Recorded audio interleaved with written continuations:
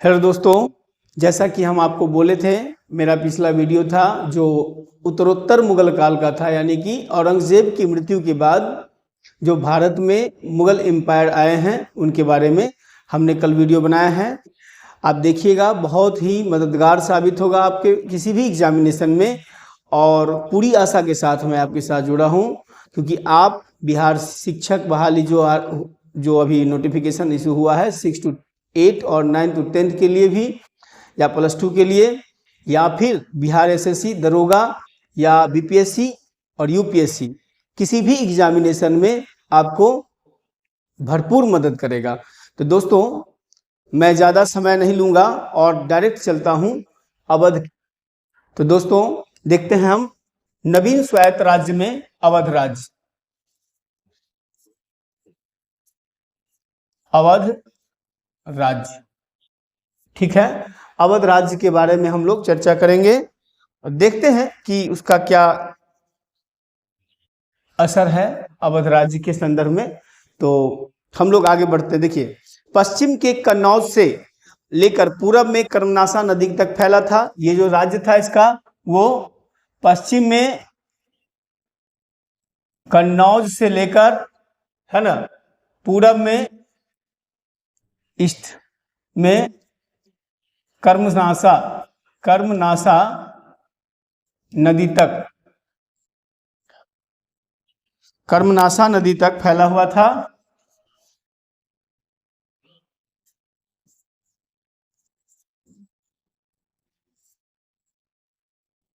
कर्मनाशा नदी तक फैला हुआ था ये साम्राज्य।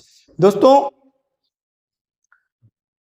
सबसे पहली बात कि अवध राज्य की जो स्थापना है ना, इसको अवध राज्य की स्थापना के लिए जो घोषणा किया है वो है सआदत खां बुरहान मुल्क, है ना। कौन है? सआदत खां बुरहान मुल्क। सआदत खां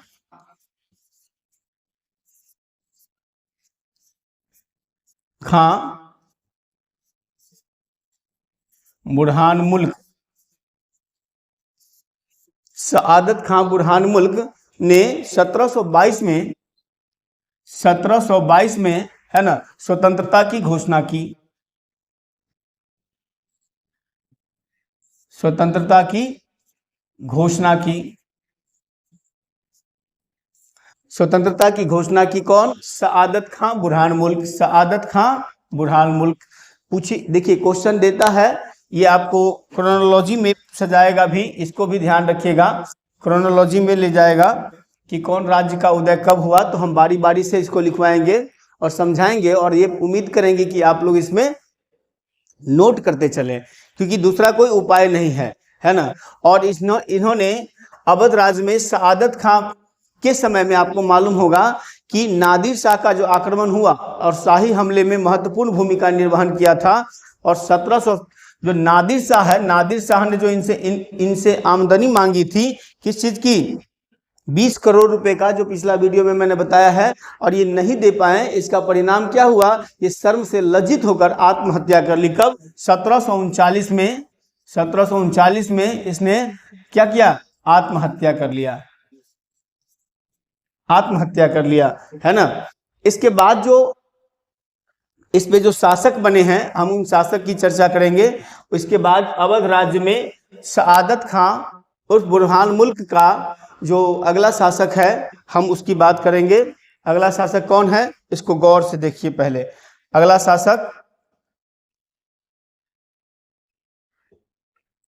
शासक है सफदरजंग।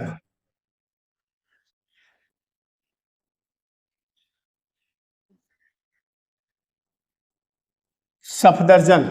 सफदरजंग, इसको अबुल मंसूर खां भी कहते हैं। अबुल मंसूर खां, अबुल मंसूर खां भी कहा जाता है। इसको ध्यान रखिएगा, ये सब क्वेश्चन आपके एग्जाम में पूछता है, और इसको बिल्कुल भी नजरअंदाज करने की आपको जरूरत नहीं है। ये सआदत खां का भतीजा और दामाद था। कौन था?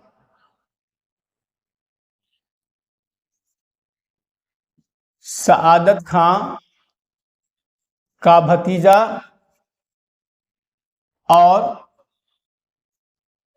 दामाद। सआदत खां का भतीजा और दामाद। ये वही सफदरजंग है जिसके नाम पे अभी भी दिल्ली में एम्स के सामने हॉस्पिटल है, सफदरजंग हॉस्पिटल। बहुत अच्छी व्यवस्था है उसमें, उसको देखेंगे आप। इसके बाद इसने किसको, मोहम्मद शाह ने 1744 में इसको, 1744 में मोहम्मद शाह ने इसको क्या किया था, वजीर नियुक्त किया था।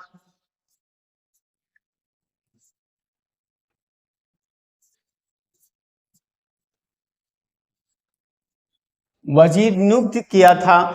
इसके बाद मणिपुर का युद्ध, मणिपुर का युद्ध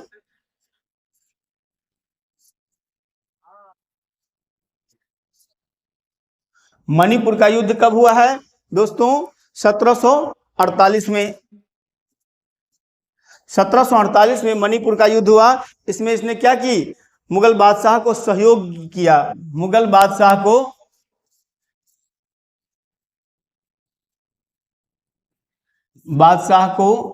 सहयोग किया, मुगल बादशाह को सहयोग किया। और आपको एक बात जानकर हैरानी होगी, ये बहुत ही महत्वपूर्ण लड़ाई थी जो मूलतः मुगल सम्राट और अहमद शाह अब्दाली के बीच हुआ। मणिपुर का युद्ध जो है वो मुगल बादशाह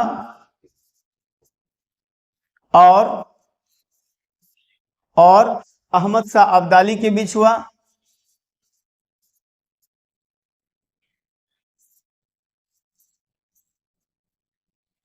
अहमद शाह अब्दाली के बीच हुआ। ये सब नोट कर लीजिएगा, अहमद शाह अब्दाली के बीच हुआ। अब देखिए मुगल बादशाह कौन था, अहमद शाह था, आपको मालूम होगा। और ये अब्दाली है, कंफ्यूज नहीं होना है। मुगल बादशाह कौन था, अहमद शाह था। और जो आक्रमणकारी था वो अहमद शाह अब्दाली था। ये बिल्कुल कंफ्यूजन नहीं होना है इसमें। और इसने एक चीज और किया है जो एग्जाम के लिए है, जयप्पा सिंधिया और मल्हार राव के साथ मैत्री किया है। जयप्पा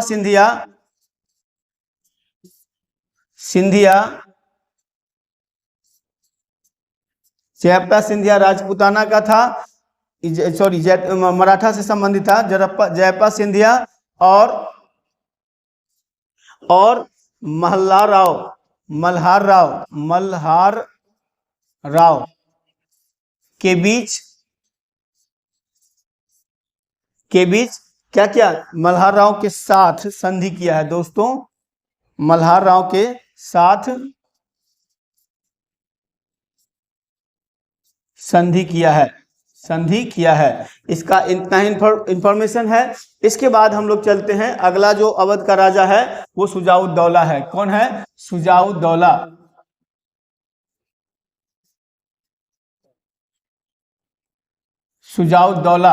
शुजाउद्दौला के बारे में हम लोग जानते हैं, ये कौन था, सफदरजंग का पुत्र था। कौन था, सफदरजंग का पुत्र। सफदरजंग का पुत्र था।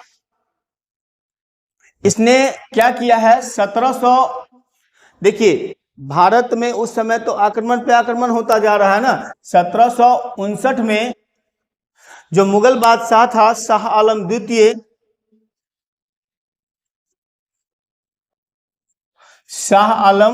द्वितीय, उसको लखनऊ में शरण दिया।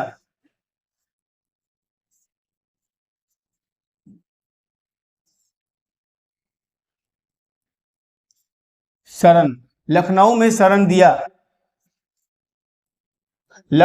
शरण दिया है। और इसके बाद दोस्तों पानीपत की जो तीसरी लड़ाई हुआ है ना, पानीपत की तीसरी लड़ाई,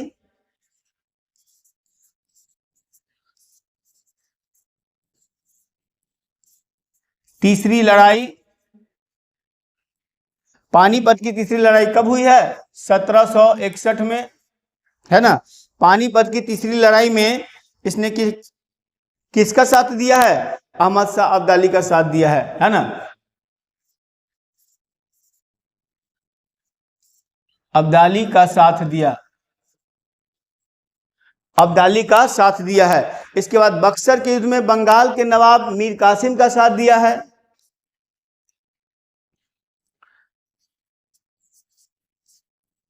बक्सर युद्ध में, बक्सर युद्ध में किसका साथ दिया है, ध्यान रखिएगा, बंगाल के नवाब मीर कासिम, मीर कासिम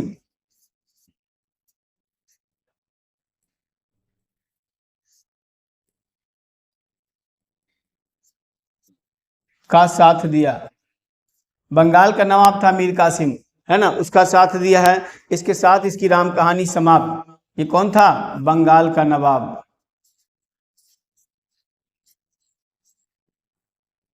बंगाल का नवाब था, इसमें कोई डाउट नहीं है, कोई शक नहीं है, इसको बिल्कुल नोट कर लीजिएगा। इसके बाद होता है जो अगला अगला जो बंगाल का नवाब है वो है सआदत खां।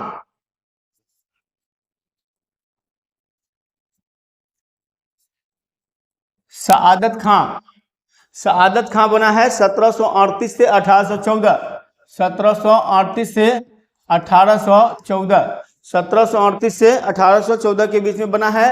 ठीक, अब हम देखते हैं इसके बारे में। इसने बड़ा अच्छा काम किया,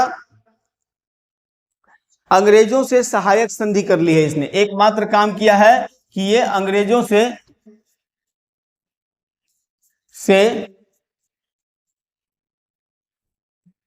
अंग्रेजों से सहायक संधि, सहायक संधि, सहायक संधि कर लिया। और बहुत ही विचित्र बात है, इस समझने की बात है कि अंग्रेजों ने अवध को बफर स्टेट के रूप में इस्तेमाल किया है। अंग्रेजों ने अवध को बफर स्टेट के रूप में इस्तेमाल किया है, रखा, जबकि उनका मराठों पर पूर्ण नियंत्रण नहीं हो गया। मतलब अंग्रेज जो है अवध को एक बफर स्टेट के रूप में तब तक कायम किया, रखने का प्रयास किया जब तक कि मराठा अंग्रेजों के अंडर यानी कैप्चर में नहीं आ जाता। ये क्वेश्चन पूछता है कि निम्नलिखित में से कौन मुगल बादशाह था जो अंग्रेजों से सहायक संधि की है। तो सहायक संधि कौन की है, सआदत खान ने। अब ये इसके बाद सहायक संधि जब कर लिया तो फिर अवध का अस्तित्व क्या रहा, अवध का अस्तित्व कुछ नहीं रहा।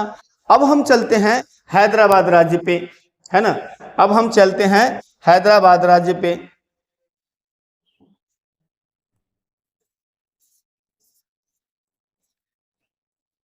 हैदराबाद राज्य पे, है ना, हैदराबाद राज्य में जो स्वतंत्र आसफ जाही वंश की स्थापना की है ना, हैदराबाद राज्य में स्वतंत्र आसफ जाही वंश की स्थापना की है। वंश की स्थापना की किसने, 1724 में आसफ जाही वंश की स्थापना किसने की, चिनकिलिज खां या निजामुल मुल्क,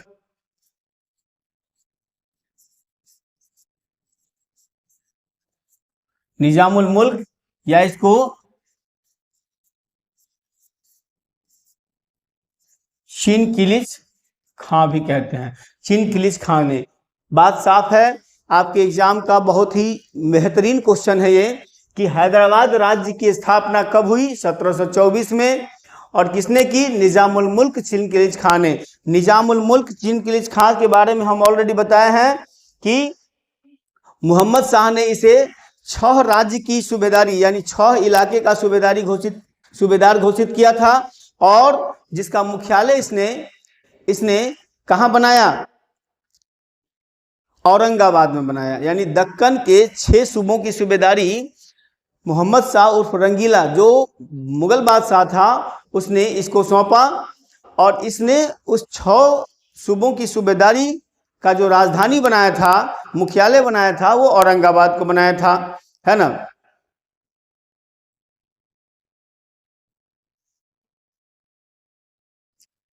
इसके बाद इसने क्या किया है, सकुरखेड़ा के युद्ध में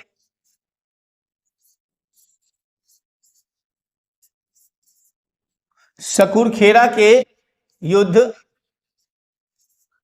सकुरखेड़ा के युद्ध में इसने क्या किया, मुगल सूबेदार मुखारिज खां को हरा दिया, है ना। मुखारिज खां को हराया। मुखारिज खां कौन था, मुगल सूबेदार था। क्या बच्चों आप लोग नोट कर रहे हैं ना, मैं वीडियो भी बना रहा हूं बट आप लोगों से भी मुखातिब हूं, ऐसा मत सोचिएगा कि वीडियो में पर सर का ध्यान है। नोट कर रहे हो ना, हाँ ठीक है, बहुत बढ़िया, वेरी गुड, नोट करते जाइए। एक चीज और आता है यहाँ पे जो बहुत ही बेहतरीन है और नोट करने वाली बात है, नोट में लिखिएगा क्या, कि हैदराबाद पहला राज्य था जो वेलेस्ली की सहायक संधि के तहत आश्रित सेना रखना स्वीकार किया था, है ना। वेलेस्ली की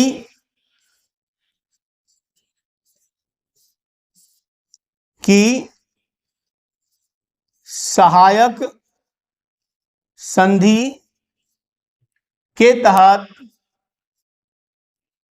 सहायक संधि के तहत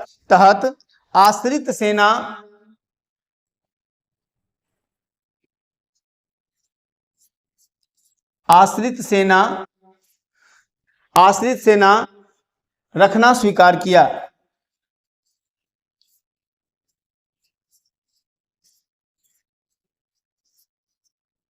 हैदराबाद पहला राज्य है जो वेलेस्ली की सहायक संधि के तहत आश्रित सेना रखना स्वीकार किया। हैदराबाद समाप्त। अब इसके बाद कुछ नहीं बचा है। अब हम चलते हैं दोस्तों किस पे, कर्नाटक युद्ध, कर्नाटक पे चलते हैं। किस पे चलते हैं, कर्नाटक पे। तो कर्नाटक पे चलिए दोस्तों, कर्नाटक का स्थिति क्या है देखते हैं हम लोग। कर्नाटक में क्या है,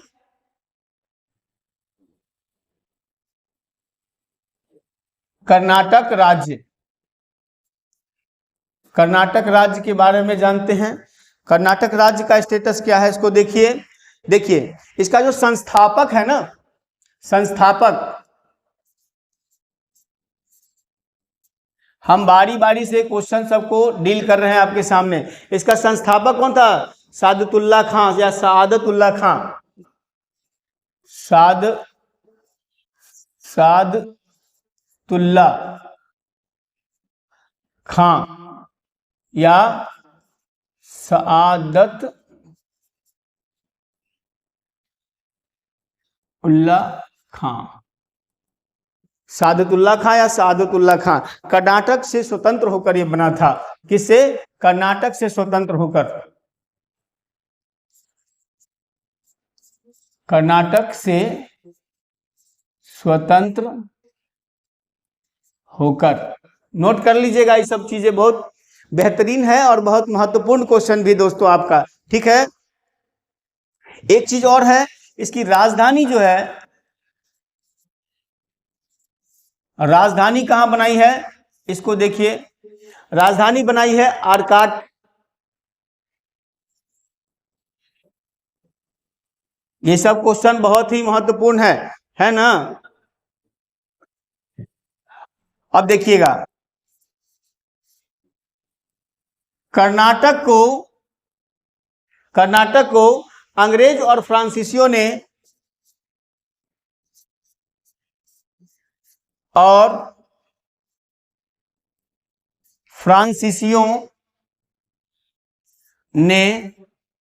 इस्तेमाल किया है किसके रूप में, भारतीय युद्ध मैदान के रूप में, भारतीय युद्ध के मैदान के रूप में,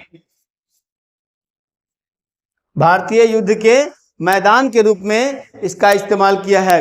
कर्नाटक को अंग्रेज और फ्रांसीसियों ने भारतीय युद्ध के मैदान के रूप में प्रयोग किया है।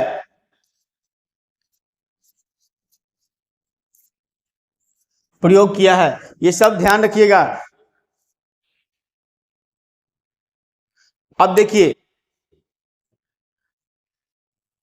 हुआ क्या है इसमें एक चीज और, लॉर्ड वेलेस्ली ने, है ना, लॉर्ड वेलेस्ली ने जो टीपू सुल्तान को हटाकर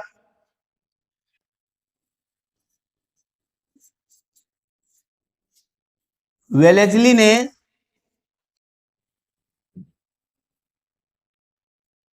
टीपू सुल्तान को हटाकर टीपू सुल्तान को हटाकर किसको बनाया, नवाब मोहम्मद अली, नवाब मोहम्मद अली।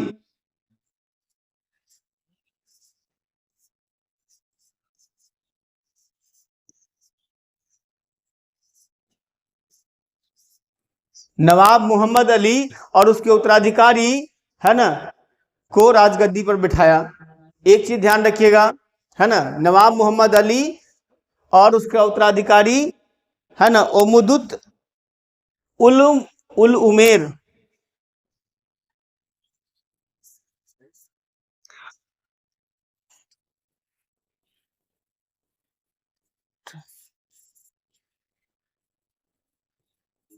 उल उमेर को गद्दी पर बिठाया।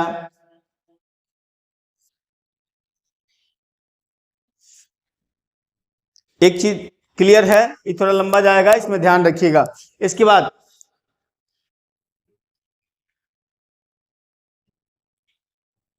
एक चीज ध्यान रखना है, जो तत्कालीन कर्नाटक का जो सूबेदार के नियंत्रण में इलाका था कर्नाटक राज्य, उसका राजधानी अर्काट था, जो मैंने पहले बताया है। अब यहाँ पे कर्नाटक का जो युद्ध होता है उस युद्ध के बारे में जानते हैं। तो पहले देखते हैं हम लोग कर्नाटक का, है ना, पहला कर्नाटक युद्ध, प्रथम कर्नाटक युद्ध। प्रथम कर्नाटक युद्ध किसके बीच में हुआ है, 1746 से 48 के बीच में हुआ है, 1746 से 48 के बीच में हुआ है कर्नाटक युद्ध। क्लियर है, इस डेट को भी बिल्कुल ध्यान रखिएगा, क्योंकि क्वेश्चन आपको पूछता है। अब इसमें इसका जो फैक्ट एंड फिगर है इसको याद रखिए। फैक्ट एंड फिगर क्या कहता है कि यह युद्ध जो है ऑस्ट्रिया के उत्तराधिकार युद्ध का विस्तार था। ऑस्ट्रिया के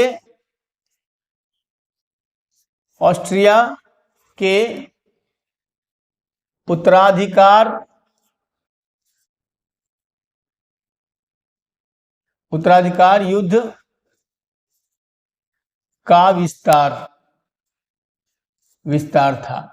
उत्तराधिकार युद्ध का विस्तार था। अब देखना है यहां पे तत्कालिक कारण क्या था दोस्तों, इसका तत्कालिक कारण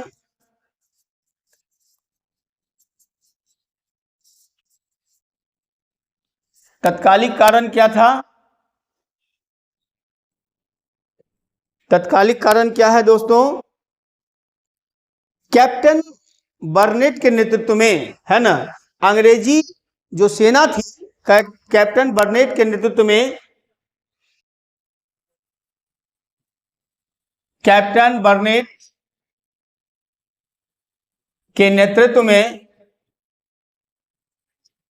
कैप्टन बर्नेट के नेतृत्व में अंग्रेजी सेना ने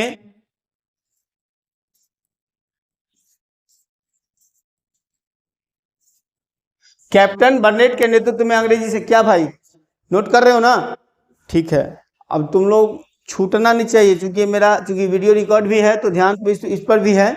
आप लोग को सारा स्टोरी तो हम समझा ही दिए हुए हैं, फैक्ट लिखवा रहे हैं तो लिख लेना, ठीक है क्या मनीषा? हाँ ठीक है, बहुत अच्छा, वेरी गुड। इसके बाद चलते हैं हम लोग, हाँ जी, अच्छा ठीक है, कोई बात नहीं है। जो भी एग्जाम आएगा ना, एग्जाम में क्वेश्चन, वो सारा सेगमेंट यहाँ पे हम आपको कवर कर रहे हैं, उसमें घबराने की जरूरत नहीं है।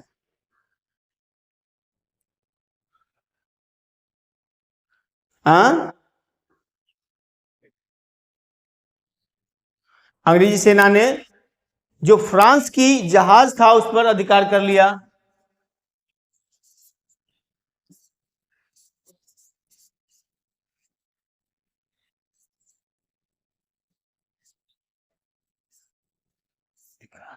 फ्रांस के जहाज पर अधिकार कर लिया।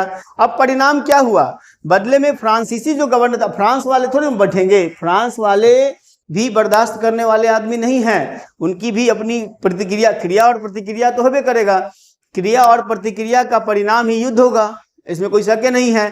तो क्रिया क्या था कि कैप्टन बर्नेट जो है, देखो दरअसल यूरोप में फ्रांस और ब्रिटेन के बीच में लड़ाई हो रहा था, है ना, तो ऑस्ट्रिया को लेकर, ऑस्ट्रिया के उत्तराधिकार को लेकर लड़ाई था। ब्रिटिश चाहता था कि हमारा नेतृत्व का लोग, यानी हमारे संपर्क का लोग ऑस्ट्रिया में गद्दी पर बैठे, फ्रांस चाह रहा था कि हमारे समर्थक लोग ऑस्ट्रिया में गद्दी पर बैठे। इस दोनों के बीच में बेचारे ऑस्ट्रिया के लोग पिता रहे थे, मतलब उसमें जो है बीच में फंस रहे थे।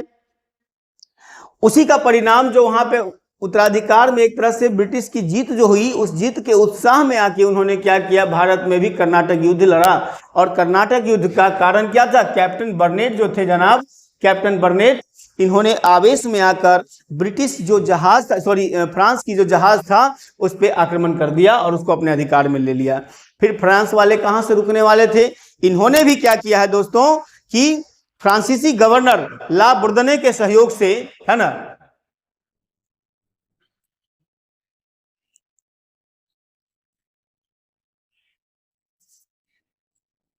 फ्रांसीसी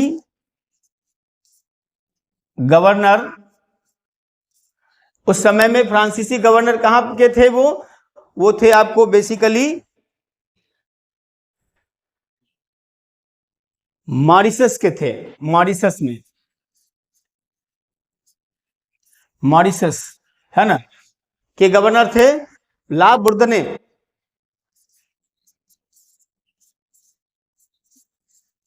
ला बुर्दने नाम है, अब नाम है तो नाम है, क्या कर सकते हैं उसको, के सहयोग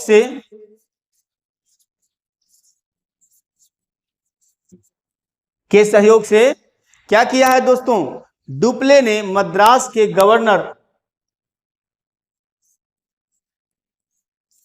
डुप्ले ने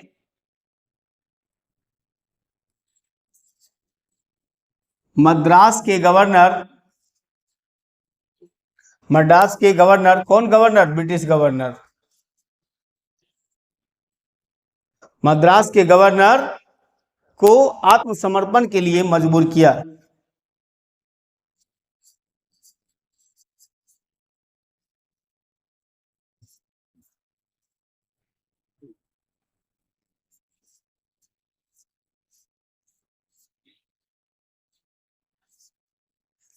आत्मसमर्पण के लिए मजबूर कर दिया।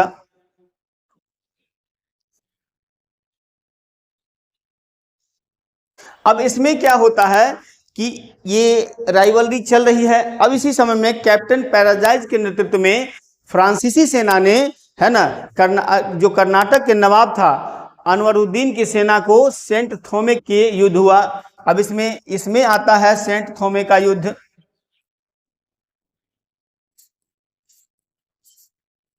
सेंट थोमे, सेंट थोमे का युद्ध,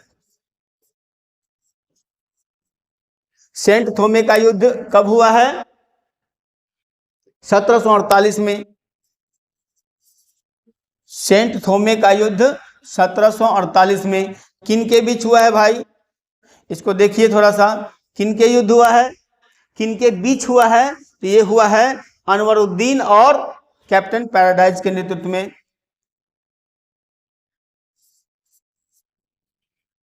कर्नाटक के नवाब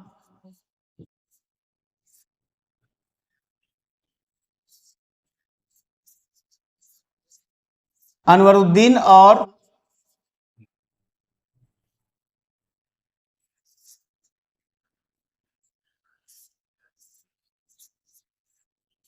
फ्रांस के अधिकारी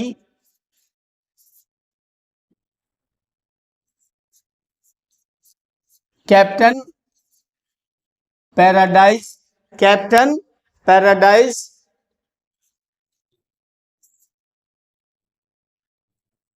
कैप्टन पैराडाइज के बीच,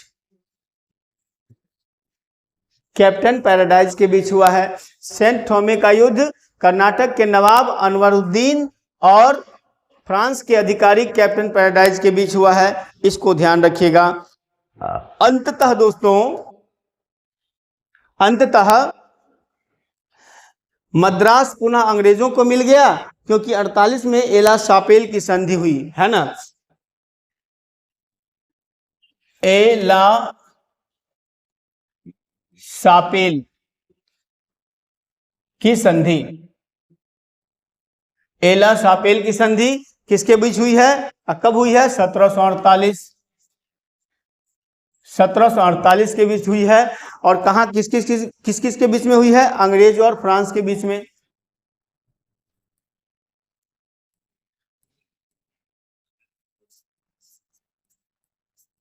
अंग्रेज और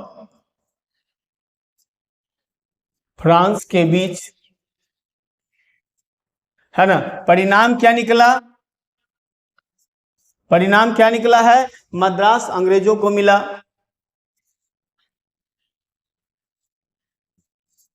मद्रास अंग्रेजों को पुनः प्राप्त हुआ, मद्रास अंग्रेजों को पुनः प्राप्त हुआ। तो दोस्तों इसके बाद हम चलते हैं, अगला जो हमारा सेगमेंट है द्वितीय कर्नाटक युद्ध, है ना, द्वितीय कर्नाटक युद्ध।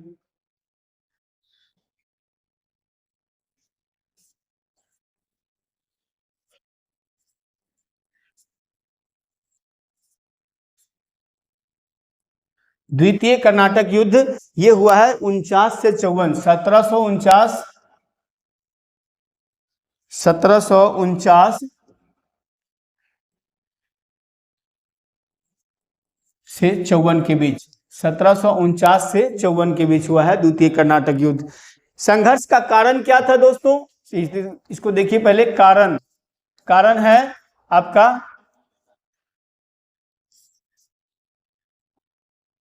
कारण क्या है दोस्तों, नवाबी पद, है ना।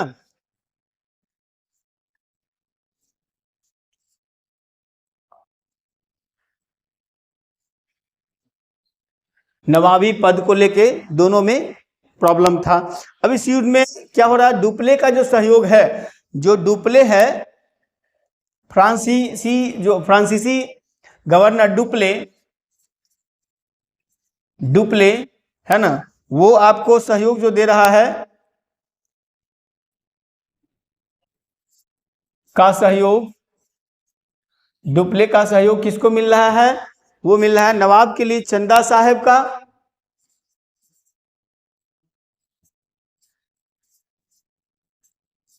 नवाब के लिए चंदा साहब, क्वेश्चन पूछता है एग्जाम में, नवाब के लिए चंदा साहब को, ठीक है, और मुजफ्फर जंग को दक्कन की सूबेदारी के लिए, है ना, और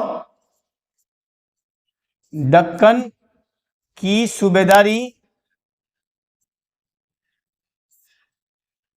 के लिए, दक्कन की सूबेदारी के लिए मुजफ्फर जंग को,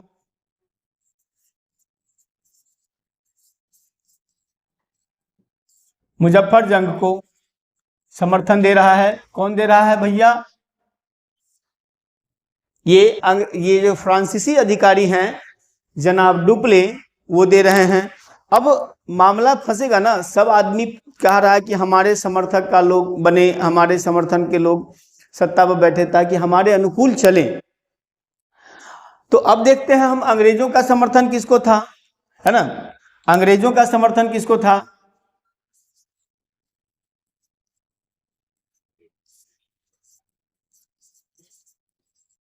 अंग्रेजों का समर्थन जो है वो किसको मिल रहा है, इसको भी देख लीजिए दोस्तों।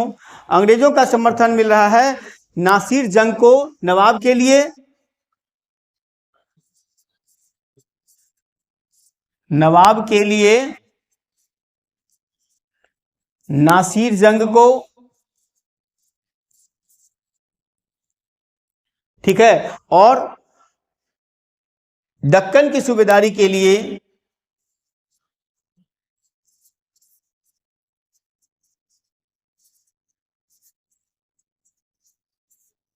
दक्कन की सूबेदारी के लिए दक्कन की सूबेदारी के लिए किसको दे रहा है ये? अनवरुद्दीन को।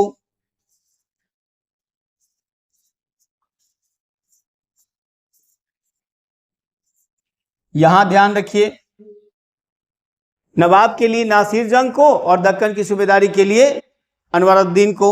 अब रॉबर्ट क्लाइव जो है, रॉबर्ट क्लाइव जो मद्रास का एक किरानी के रूप में आया था, है ना, रॉबर्ट क्लाइव जो मद्रास में एक किरानी के रूप में आया था, 1751 में धारवाड़ पर धावा बोलकर फ्रांसीसियों को पराजित किया, है ना, फ्रांसीसियों को पराजित किया तथा चंदा साहब की हत्या करवा दी। अजीब हो गया, इसके द्वारा समर्थित जो नवाब के लिए पद था चंदा साहब को, इसकी हत्या करवा दी, है ना। अब यहाँ पे सवाल उठ रहा है, चंदा साहब को कौन कौन हत्या करवाया है? चंदा साहब को हत्या किसने करवाया? रॉबर्ट क्लाइव ने। अंग्रेज रॉबर्ट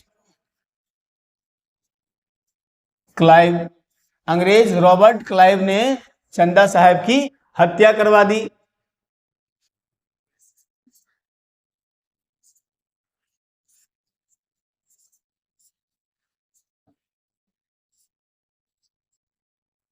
अंग्रेज चंदा साहब ने रॉबर्ट क्लाइव की हत्या करवा दी। भैया मामला तो फंस जाएगा ना। फ्रांस की सरकार ने डुप्ले को वापस बुला लिया, कहा कि तुम हमारा नाक कटवा दिए हो, तुम्हारा अस्तित्व क्या है? जब तुम्हारे रिजीम में हमारे द्वारा समर्थित नवाब को जब हत्या कर दिया गया, विशेषकर अंग्रेज जो हमारा दुश्मन है उसके द्वारा, तो तुम वहां बैठ के क्या अचार डाल रहे हो? चलो भागो यहाँ से। उसको बुला लिया गया और उसकी जगह गोदेहू को सरकार बनाया। उसकी जगह गोदेहू को क्या किया? भारत में फ्रांसीसी गवर्नर स्थापित किया। अब देखिए, है ना, फ्रांस की सरकार ने फ्रांसीसी सरकार ने डुप्ले को वापस बुला लिया, वापस बुला लिया, वापस बुला लिया डुप्ले को, और कहा कि तुम अब घरे बैठो, और उसके जगह पर किसको?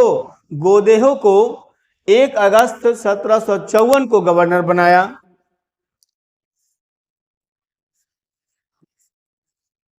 गोदेहो गोदेहू गोदेहो कहते हैं उसको।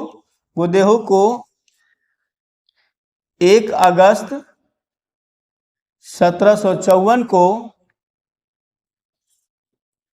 है ना, भारत का गवर्नर बनाया। भारत का गवर्नर बनाया।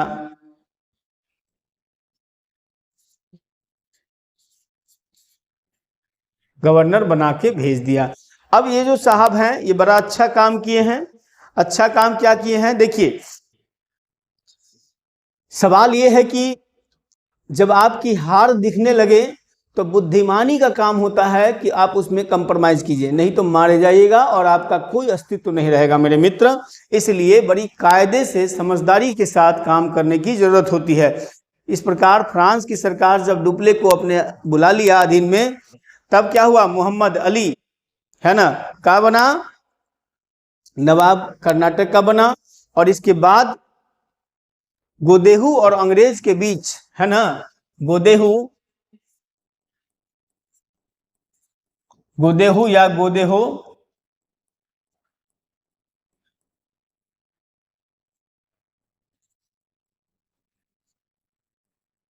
फ्रांसीसी गवर्नर था ये, और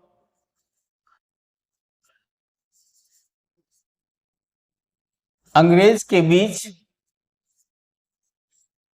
है ना, संधि हुई। उस संधि का नाम था पांडिचेरी का संधि। क्या नाम था? पांडिचेरी का संधि।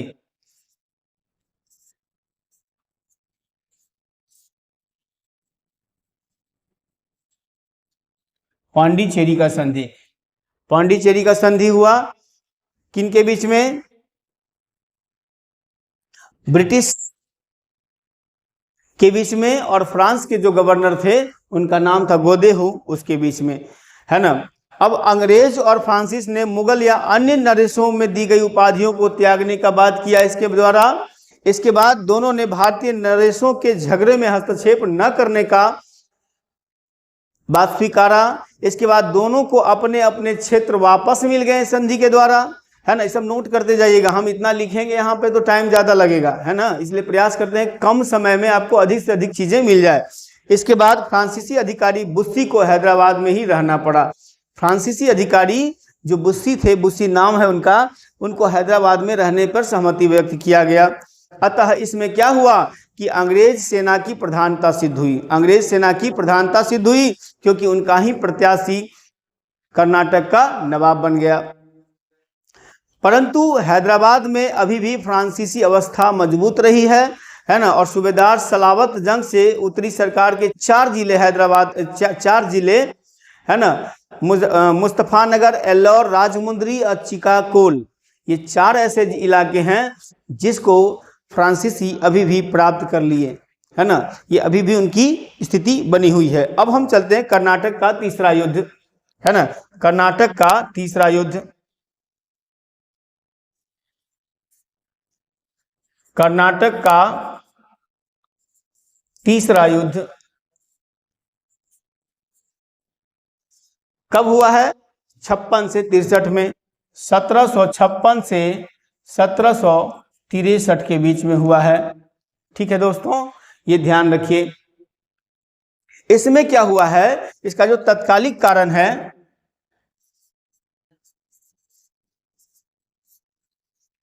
तात्कालिक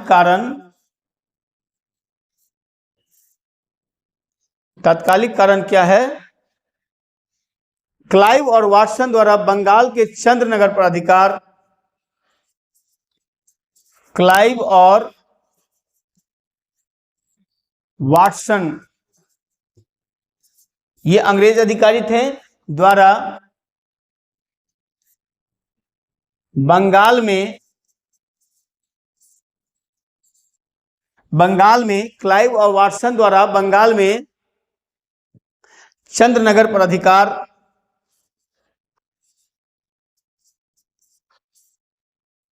चंद्रनगर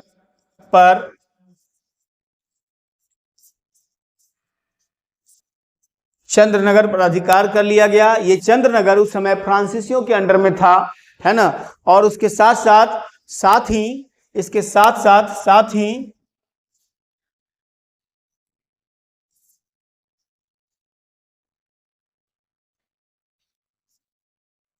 ही अन्य जो क्षेत्र था जिसका नाम है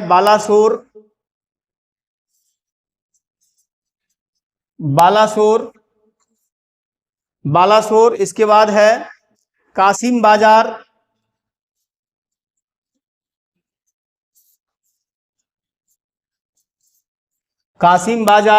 इसके बाद क्या है भैया?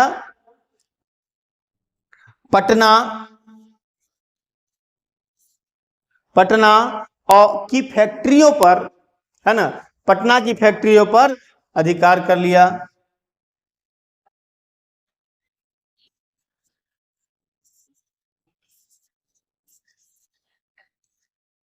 अब देखिए, इस युद्ध का, कर्नाटक का जो तीसरा युद्ध है, इस युद्ध का जो मूल कारण क्या है? रॉबर्ट क्लाइव और वाटसन जो अंग्रेजी अधिकारी थे, इनके द्वारा चंद्रनगर पर अधिकार किया जाना, चंद्रनगर पर अधिकार कर लिया ये लोग। इसके साथ साथ इन्होंने बालासोर, कासिम बाजार और पटना पर भी अधिकार कर लिया। इनकी जो फैक्ट्रियां थी यहाँ पर, उनको अपने कैप्चर में कर लिया गया।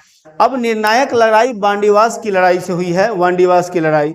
अब इसमें क्या हुआ है?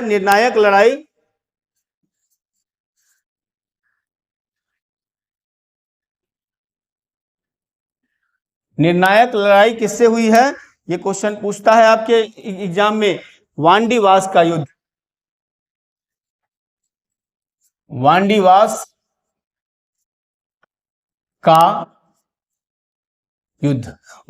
का युद्ध 22 जनवरी 1760 को हुआ है।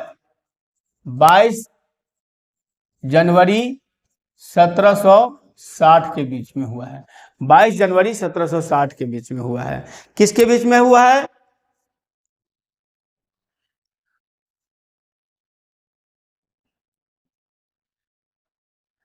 आयरकूट, ये अंग्रेज थे। आयरकूट के नेतृत्व में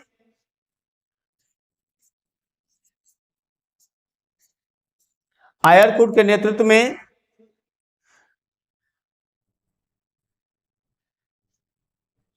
और फ्रांसीसी अधिकारी काउंट दी लाली के नेतृत्व में,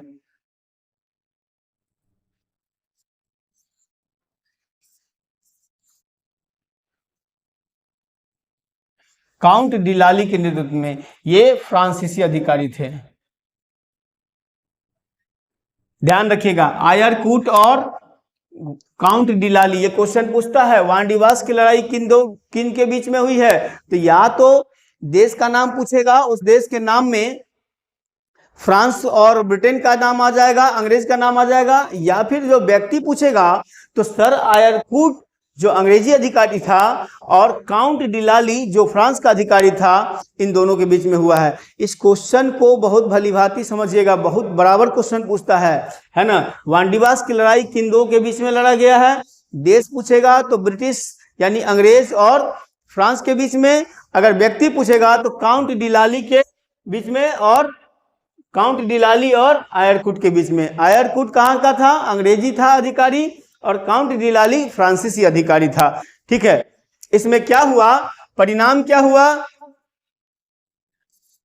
परिणाम क्या हुआ? फ्रांस की हार हुई, फ्रांस की हार हुई, फ्रांस की हार हुई और पांडिचेरी पर अंग्रेजों का अधिकार हो गया और पेरिस की संधि,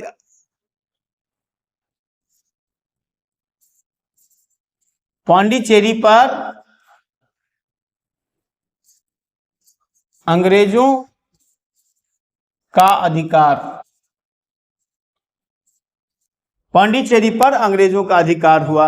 युद्ध की समाप्ति कब हुआ? ये 16 जनवरी 1761 को पांडिचेरी पर अधिकार हुआ है। कब? 16 जनवरी 1761 को, 16 जनवरी 1761 को हुआ है। अब यहां पर देखना है कि युद्ध की समाप्ति हुई है वो 63 में पेरिस की संधि के साथ हुई है ना। युद्ध की समाप्ति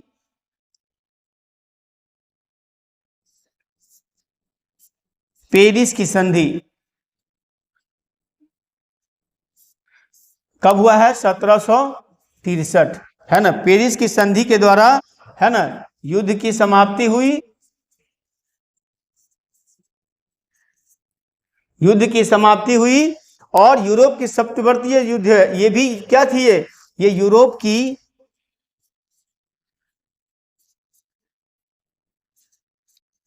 सप्तवर्षीय युद्ध था, यूरोप की सप्तवर्षीय युद्ध था है ना। भारत स्थित सारे फैक्ट्री किसको मिल गए? फ्रांसीसियों को मिल गए। फ्रांसीसियों को भारत में जितनी फैक्ट्रियां थी वो मिल गए, लेकिन न तो उसकी किलेबंदी कर सकता था और न ही सैन्य डेरा डाल सकता था। खाली फैक्ट्री बचा बिजनेस के लिए, सब बिजनेस करो। और अतः फ्रांसीसी अब व्यापारी बनकर रह गए। मतलब साफ है कि नोट में लिख सकते हैं आप कि फ्रांसीसी अब भारत में केवल व्यापारी बनकर रह गए, व्यापारी बनकर सिर्फ रह गए। तो दोस्तों हम आज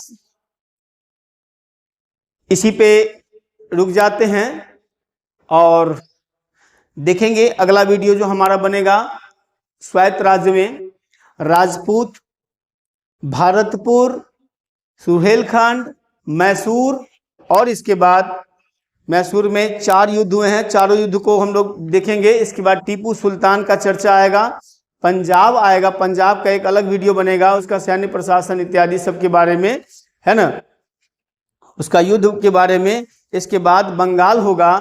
इसमें बारी बारी से छोटा छोटा वीडियो हमारा प्रयास रहेगा बनाने का। क्या जी, ठीक रहेगा ना? आज का क्लास ओवर हुआ, छोटा छोटा वीडियो बना देंगे ताकि आप लोग आसानी से समझ सकते हैं। इसके बाद हम लोग यूरोपीय कंपनियों का भारत आगमन पढ़ेंगे।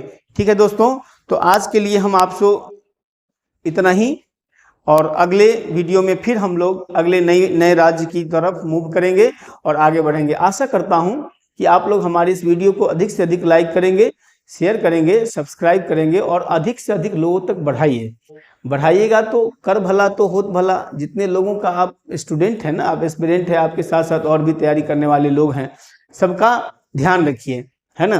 तो आप इसको एक बार पॉज करके और नोट कर लीजिए। ठीक है,